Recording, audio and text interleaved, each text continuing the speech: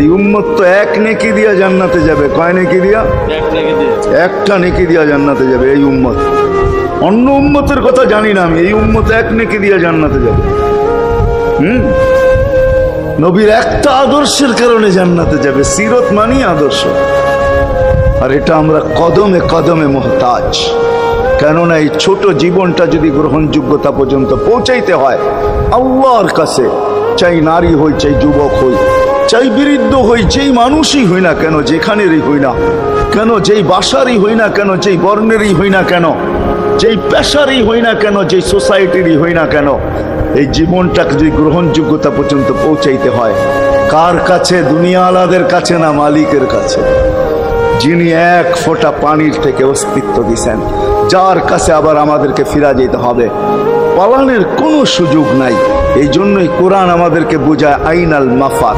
আল্লাহ বলতেছে কোথায় ভাগবে তুমি, বলো কোথায় ভাগবে?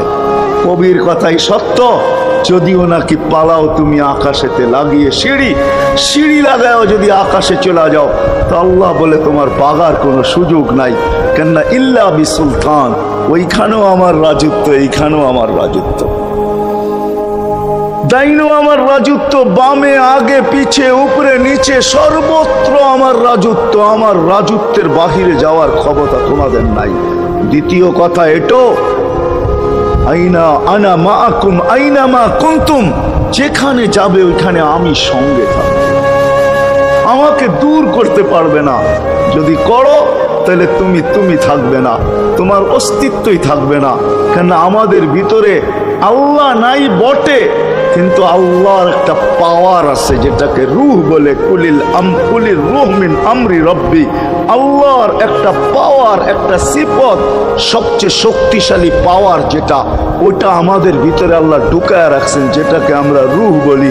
কোরআনের ভাষায় রূহ বলে, বাংলা ভাষায় আত্মা বলে। যেটাকে আমরা আত্মা বলি ওটা আল্লাহর হুকুম ছাড়া কিছু না। আল্লাহ বলে ওটা মনে করে নাও আমি তোমার ভিতরে আছি, কেন এটা আমারই জিনিস। কুলির রূহ মিন আমরি রব্বি, আমাকে পৃথক করলে আর তুমি থাকবে না।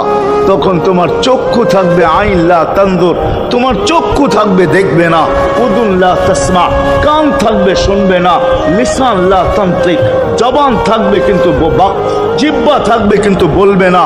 আকলুন লা তুমাইয়িজ, তোমার মগজ থাকবে ভালো মন্দ বুঝবে না। কলব লা তাতাফাক্কার, দিল থাকবে কিন্তু চিন্তা করার ক্ষমতা তোমার থাকবে না। ইয়াত লা তাফতিশ, হাত থাকবে ধরবে না। রিজল লা তামশি, পাও থাকবে চলবে না। তুমি হবে লাশ। আল্লাহ পর্যন্ত যদি গ্রহণযোগ্যতায় পৌঁছাইতে হয়, ওইখান থেকে বাহির হয়ে গেছি। ভালো তো বাসি, কিন্তু আগেরটুকু জানি না। ও মেরে দোস্ত, শুধু ভালোবাসলে চলবে না। আবু তালেবের চেয়ে বড় ভালোবাসা আপনার আমার ছিল না। সাহাবাদের মতো ভালোবাসা আপনার আর আমার নাই। আছে নাকি? হ্যাঁ, আবু তালেবের মতো ভালোবাসা ছিল।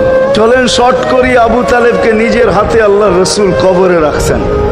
যখন রাখতেছিলেন তখন চিৎকার দিতেছিলেন, আম্মি মা তারাক্তালি সাবিলা, চাচা কোন রাস্তা রাখলেন না আমার জন্য। বলছিলাম কলেমা পড়েন, পড়লেন না। বলছিলাম ঠোঁটটা হেলাইলেন না। বলছিলাম চুপ থাকেন, তাও থাকলেন না। সর্বশেষ একটা চিৎকার দিলেন, আলা মিল্লাতি আব্দুল মুত্তালিব, আব্দুল মুত্তালিবের ধর্মের উপরে চলে যেতেছি। এই কথা বলে দুনিয়ার থেকে বিদায় নিলেন। চুপও যদি থাকতেন তো আমার জন্য কোনো সুযোগ হইতো। চাচা, ও চাচা, আমার জন্য কোনো রাস্তা রাখলেন না। ভালোবাসা কাজে দিবে না।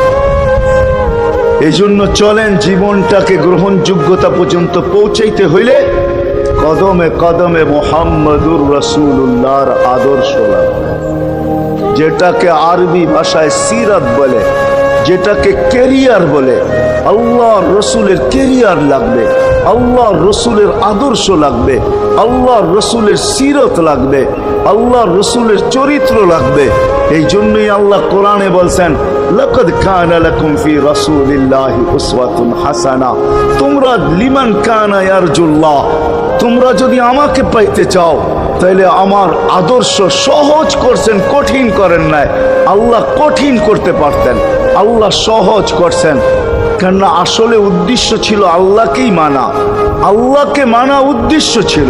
কিন্তু আল্লাহকে চোখে দেখা যায় না, মানবে তো মানবে কি করে? আল্লাহর কথা শোনা যায় না, তো আল্লাহকে মানবে তো মানবে